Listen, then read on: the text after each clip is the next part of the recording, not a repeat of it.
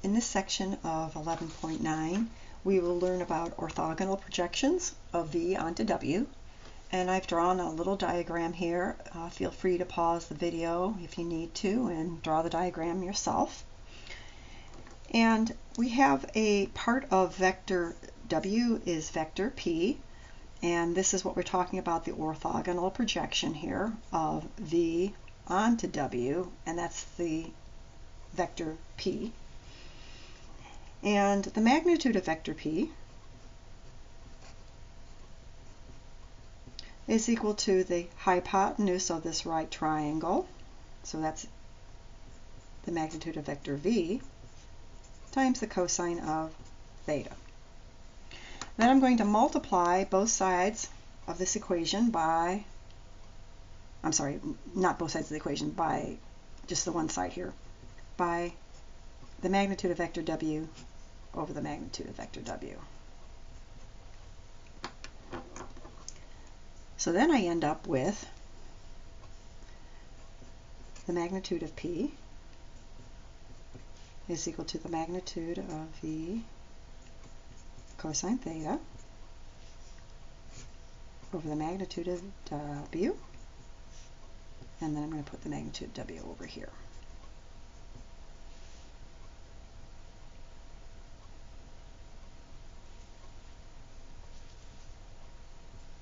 So then this becomes magnitude of V times the magnitude of W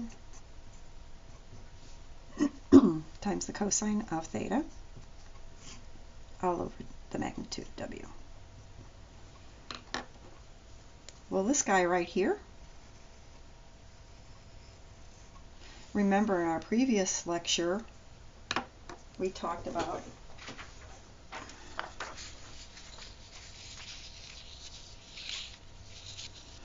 V dot W being equal to the magnitude of V times the magnitude of W times the cosine of theta.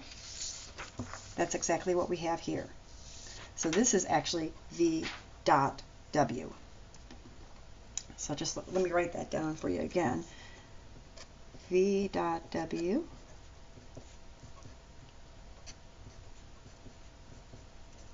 oops, it should be V W times the cosine of theta. So then the magnitude of vector P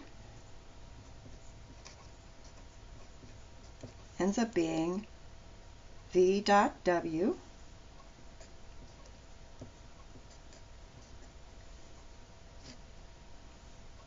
over the magnitude of W. And this is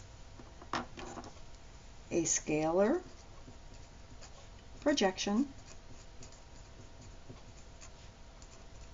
of V onto W.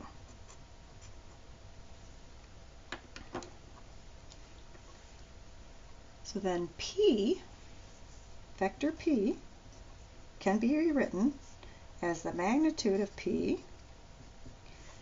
times the unit vector of P. And the unit vector tells us of the direction here. The magnitude, so magnitude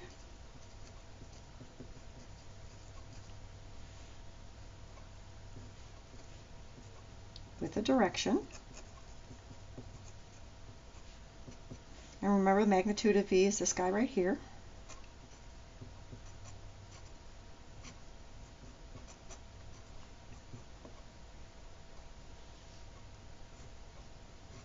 And then the unit vector for P will be the same as the unit vector for W.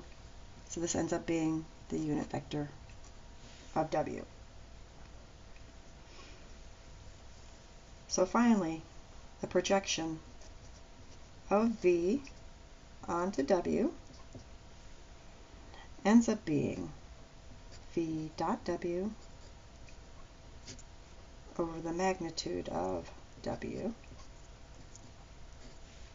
times the unit vector of W, which is W over the magnitude of W,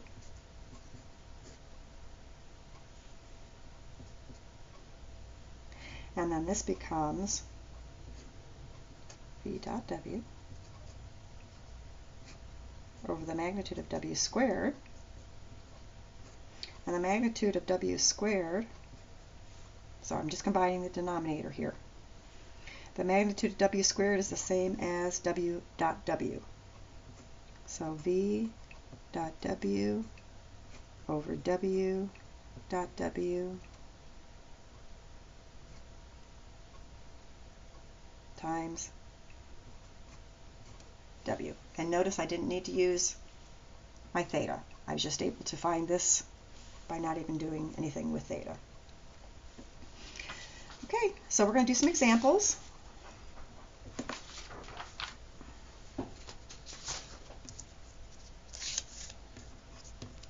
And I'll rewrite that information for you. So, examples.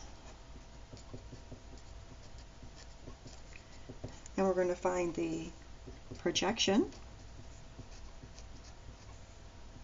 of v onto w. And remember, that is equal to v dot w over w dot w, which by the way is going to give you a scalar quantity, times the vector of w. First example, vector v has components 6, 7. Vector w has components 3, 4. So the projection of v onto w, v dot w, so 6 times 3 plus 7 times 4, w dot w, so 3 times 3 plus 4 times 4. And then we will take this answer and multiply it times w, which is has components 3, 4.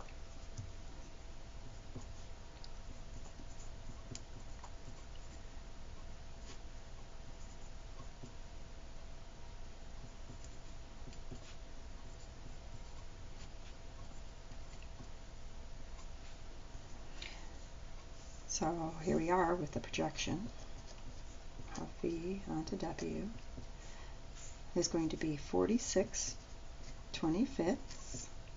That's a scalar quantity. I will be multiplying it times each of my components. And when I do that, I end up with 138 over 25 and 184 over 25. Multiplying 46 times 3, 46 times 4. We'll be coming back to this example in a little bit, so I just wanted to make sure I understand where the answer is. Example B, we have our unit vectors, so v is equal to 2i plus j, w is equal to 6i plus 3j. So once again, v dot w, so 2 times 6 plus 1 times 3, and w dot w, 6 times 6 plus 3 times 3, and then that'll be multiplied by 6i plus 3j, w.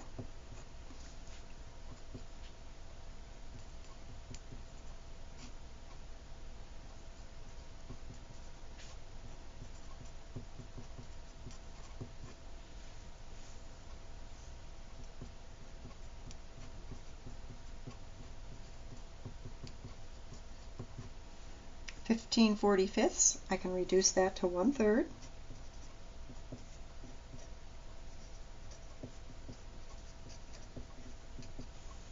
And simplifying, 2i plus j. And that's the answer to that problem. Okay, so we have talked about our drawing where we had P and Q. Let me draw that again for you real quick. This is W. This was some V. I said that this was P. Well, we're going to introduce the other vector here, which is Q. So if I add P and Q, that would give me V. So if I add those two vectors together, remember when we add vectors, we can make a parallelogram, and then the resultant vector is the diagonal of that parallelogram. So P plus Q is equal to V, and Q dot W, they are orthogonal to each other, so that should be equal to 0. If I want to find what Q is, all I need to do is take vector V and subtract vector P. And vector P we have found as being the projection of V onto W. So we're going to do the same examples that we did before. We're going to find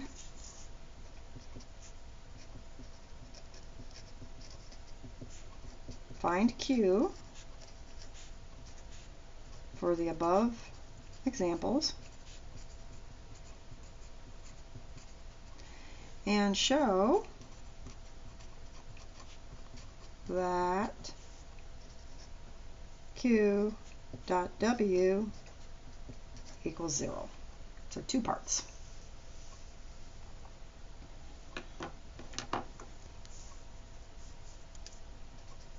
So in the first example we had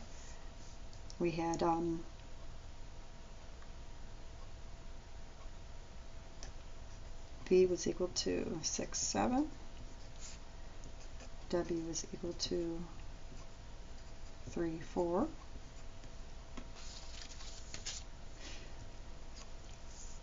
So Q is equal to V minus the projection. So V was 6, 7. The projection, that was my answer to my first example up here. That's this answer right here. So we'll be subtracting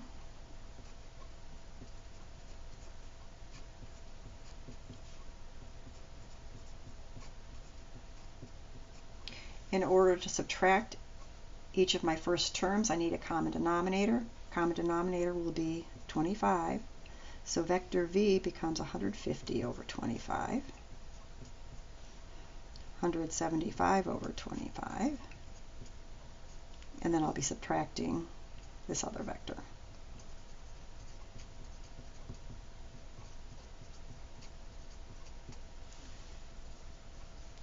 So Q becomes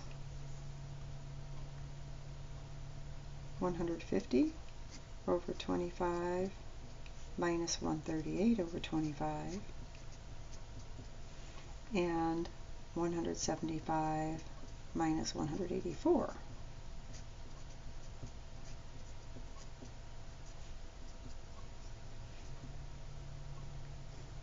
And when I do that, I think I end up with 12 25ths and negative 9 25ths as being my components for Q. And that's the first part. The second part is to determine whether Q dot W equals 0, making sure that Q is orthogonal to W. So Q dot W, 12 25ths times 3 plus negative 9 25ths times 4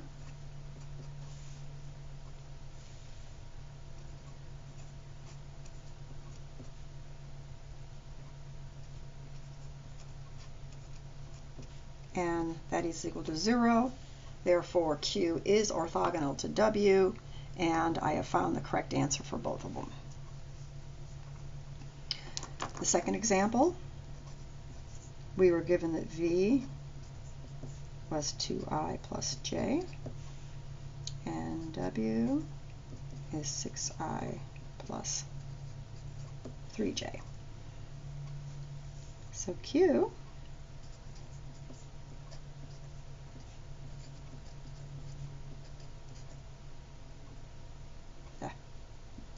this is supposed to be V. So V is 2I plus J, and I will be subtracting the projection, which I came up with was 2I plus J. So Q ends up just being 0. So what does that mean? Well, that means that these are the same vector. They're going in the same direction. They're parallel to each other. They're actually on top of each other. So if you notice, this is a multiple, W is a multiple of V by a multiple of 3. So this is actually 0I plus 0J. So there is no vertical, there is no Q, because V is on top of W.